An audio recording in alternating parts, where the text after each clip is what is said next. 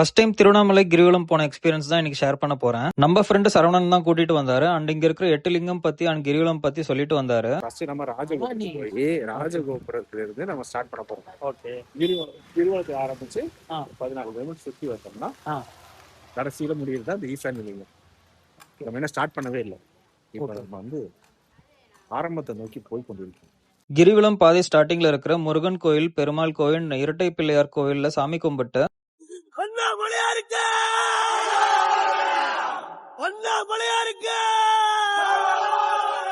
ராஜகோபுரம்ல கற்பூரம் ஏத்தி கிரிவலம் 2 மணிக்கு ஸ்டார்ட் பண்ணியாச்சு. ஃபர்ஸ்ட் இந்திரலிங்கம், ரிஷபம் அண்ட் துலாம் ராசிக்காரர்கள் வழிபட்டால் நலன் உண்டாகும். அது மாதிரி ஒரு லிங்கம்க்கும் அந்தந்த ராசிக்காரர்கள் வழிபட்டால் நலன் உண்டாகும். யூஆர் இயர்பை போர்டு அங்கங்க பிளேஸ் பண்ணிருக்காங்க. ரொம்ப யூஸ்ஃபுல்லா இருக்கு நம்ம எங்க இருக்கோம்னு தெரிஞ்சுக்க. செகண்ட் ரீச் ஆனது அக்னிலிங்கம், சிம்ம ராசி உள்ளவர்களுக்கு. 3வது லிங்கத்தை நோக்கி நடக்கும் போது சென்டர்ல திருஷ்டி எடுத்துட்டு இருந்தாங்க. 3வது லிங்கம் யமலிங்கம், விருச்சிக ராசி உள்ளவர்களுக்கு. நைட் வியூல மலை உச்சியை பார்க்க செம டிவைன்ஃபுல்லா இருந்துச்சு. 4வது ரீச் ஆனது நிருதிலிங்கம், மேஷ ராசி உள்ளவர்களுக்கு. 5வது ரீச் ஆனது சூரியலிங்கம், மகரம் அண்ட் கும்பம் ராசி உள்ளவர்களுக்கு. 6வது ரீச் ஆனது வாயுலிங்கம், கடகம் ராசி உள்ளவர்களுக்கு. இங்க இருந்து என்னோட வாக்கிங் ஸ்பீடு கம்மியாயிருச்சு, ஏன்னா ஒரு இடத்துல கூட உட்காராம கண்டினியூஸா நடந்தோம். நெக்ஸ்ட் ரீச் ஆனது 7வது லிங்கம், குபேரலிங்கம், தனுஷன் மீன ராசி உள்ளவர்களுக்கு. இடுக்கு பிள்ளையார் கோவில், அந்த சின்ன செவுத்து உள்ள இருந்து வந்தா நம்ம கஷ்டம் எல்லாம் நீங்கும்னு சொல்லப்படுது. 8வது லிங்கமான ஈசானிய லிங்கம் நோக்கி கடினமான பயணத்தை தொடங்கின. விடிஞ்சிருச்சு ரீச் ஆகிறதுக்குள்ள ஒரு ஸ்டெப்புக்கும் ஓம் நம சிவாயன்னு சொல்லிட்டு நடந்தேன், வழி தெரியக்கூடாதுன்னு. ஃபைனலா ஈசானிய லிங்கம் ரீச் ஆயாச்சு. மிதுனம் அண்ட் கன்னி ராசி உள்ளவர்களுக்கு பலன் தரும். நீங்க எந்த ராசின்னு கமெண்ட்ல மென்ஷன் பண்ணுங்க.